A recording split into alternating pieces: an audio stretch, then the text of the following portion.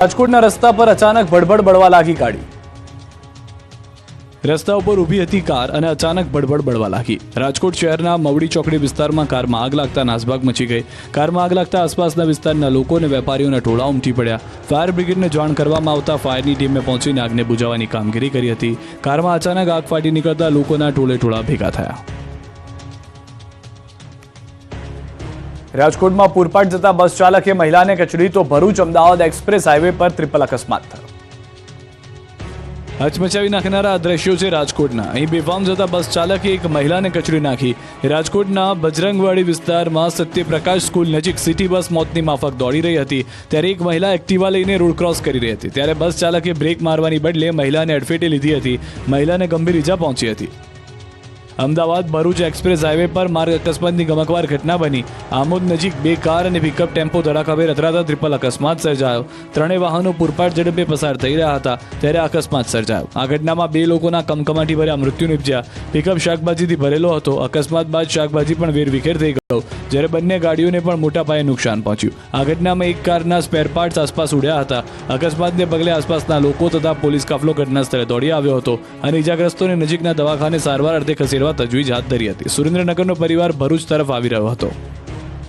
આ તરફ બુટલેગરની કાર અને પોલીસની ખાનગી કાર વચ્ચે ટક્કર થઈ ગઈ। મોડાસાના બાયપાસ BAPS મંદિર પાસે અંગ્રેજી દારૂની ખેપ મારતા બુટલેગરની કાર અને પોલીસની ખાનગી કાર વચ્ચે ટક્કર થઈ ગઈ। પૂર ઝડપે દારૂ ભરેલી કારને બેફામ હંકારતા લોકોના જીવ તાળવે ચોંટ્યા।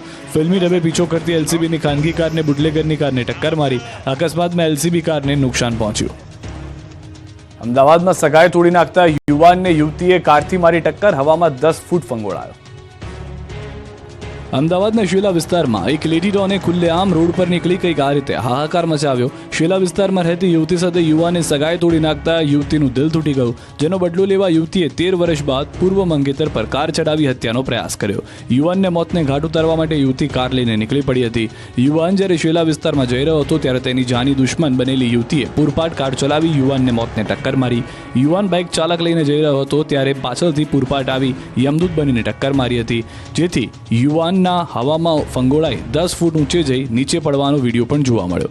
આટલેથી જ યુવતીનો ગુસ્સો શાંત ન થયો। યુવતી યુવાનની પાછળ ગઈ, અન્ય જગ્યાએ પણ બેફામ કાર ચલાવી ધૂળની ડમરીઓ ઉડાડી દહેશત ફેલાવી। એટલું જ નહીં, ચપ્પુના 3-4 ઘા ઝીક્યા અને ત્યારબાદ ફિલ્મી સ્ટાઇલમાં કાર ચાલક રફુચક્કર થઈ ગયા। મહત્વનું છે કે સગાઈ તૂટ્યાની આ ઘટના બાદ 2016માં યુવકે અન્ય યુવતી સાથે લગ્ન કરી લીધા। આરોપી યુવતીના પણ લગ્ન થઈ ગયા, પરંતુ દિવાળી આસપાસ અચાનક આરોપી યુવતીએ ભોગ બનનારને ફોન કરીને પરિવારના હાલચાલ પૂછ્યા। થોડો સમય વાતચીત થઈ, જોકે બાદમાં યુવકે તેનો નંબર બ્લેકલિસ્ટમાં નાખી દેતા યુવતીને લાગી આવ્યો અને આ પ્રકારે હુમલો કર્યો। બોપલ પોલીસ સ્ટેશનમાં યુવકે આપેલી આ ફરિયાદમાં કેટલું તથ્ય છે એ મામલે ઊંડાણપૂર્વકની તપાસ ચાલી રહી છે। અમદાવાદના VIP રોડ પર ટેમ્પા ચાલકે મચાવ્યો આતંક। સાઈડમાં ઉભેલા માણસ પર ટેમ્પો ચડાવી દીધો। 6 સેકન્ડનો આ વિડીયો હચમચાવી નાખે એવો છે। પૂરપાટ આવેલો ટેમ્પો જાણે કે યમરાજ બનીને રોડની સાઈડમાં ઉભેલી વ્યક્તિને જ મારવા આવ્યો હોય એમ સીધો જ પહોંચી ગયો। ઘટના અમદાવાદના બોપલ વિસ્તારની છે, જ્યાં VIP રોડ નજીક અકસ્માતમાં એકનું મોત થયું। જોકે અકસ્માતની 16 સેકન્ડ પહેલા એ વ્યક્તિ જ્યાં બેઠી હતી ત્યાં જ બેઠી રહી હોત તો વાળ પણ વાંકો ન થાત। અકસ્માતના શરૂઆતના દ્રશ્યોમાં જોઈ શકાય છે કે સાંજે 6:10 અને 45મી સેકન્ડે એ વ્યક્તિ બાકડા પર બેઠી છે, પરંતુ બાદમાં તે ત્યાંથી ઊભી થઈ અને આગળ આવે છે, જેની 14-15 સેકન્ડમાં જ કાળમુખો ટેમ્પો મોત બનીને તેના પર ત્રાટકે છે। ટેમ્પો સ્પીડમાં હતો, સાથે જ બેદરકારી તંત્રની પણ છે કે સ્પીડ બ્રેકર બનાવ્યા બાદ તેના પર કોઈ જ પટ્ટા લગાવ્યા નથી, એટલે સ્પીડ બ્રેકરના કારણે ટેમ્પો બેકાબુ બને છે અને રોડની સાઈડમાં ઉભેલી વ્યક્તિને કાળનો કોળિયો બનાવે છે। ઉપલેટામાં લુખ્ખાઓએ ઉપાડો લેતા ગામ બંધ રહ્યું। લોકોનો જમાવડો, બજાર બંધ અને સન્નાટાનું કારણ છે લુખ્ખા તત્વોનો આતંક। ઉપલેટામાં લુખ્ખા તત્વોએ માજા મૂકી છે। દિવસ હોય કે રાત ટપોરીઓ ખુલ્લેઆમ આતંક મચાવી રહ્યા છે। પોલીસ માત્ર મુખ પ્રેક્ષક બની રહી છે, જેથી લોકોને હવે ઘરની બહાર નીકળવું પણ મુશ્કેલ થઈ ગયું છે। ત્યારે લોકોમાં રોષ ફેલાયો છે। વેપારીઓએ લુખ્ખાઓના ત્રાસથી કંટાળીને બજારો બંધ રાખી હતી, વિરોધ કર્યો હતો, જેમાં હિન્દુ સંગઠન પણ જોડાયું હતું। હિન્દુ સંગઠનો દ્વારા હવે આરોપીઓનું જાહેરમાં સરઘસ કાઢવાની માંગ કરવામાં આવી હતી। આરોપીઓને કાયદાનું ભાન કરાવવાની માંગ સાથે હિન્દુ સંગઠનોએ ઉપલેટા બંધનું એલાન આપ્યું હતું, જેથી લુખ્ખા તત્વોના આતંકની સામે ઉપલેટા શહેર સજ્જડ બંધ રહ્યું છે। શહેરમાં કોઈ અનિચ્છનીય બનાવ ન બને તેને લઈને પોલીસનો કડક બંદોબસ્ત ગોઠવાયો છે।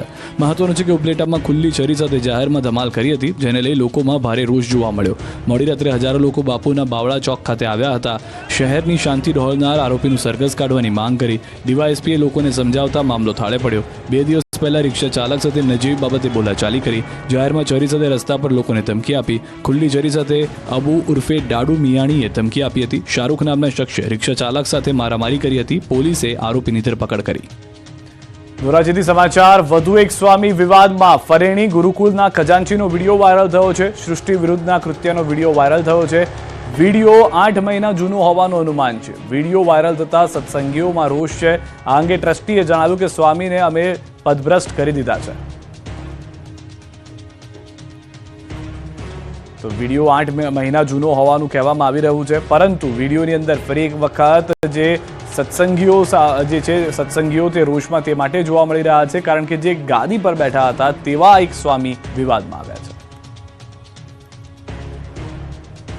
ડાકોર મંદિર કમિટીનો વિવાદિત નિર્ણય. ઇતિહાસમાં પ્રથમવાર ઠાકોરજીની આરતીનું સ્થળ બદલાશે. તારીખ 1 માર્ચથી નિર્ણયની થશે અમલવારી.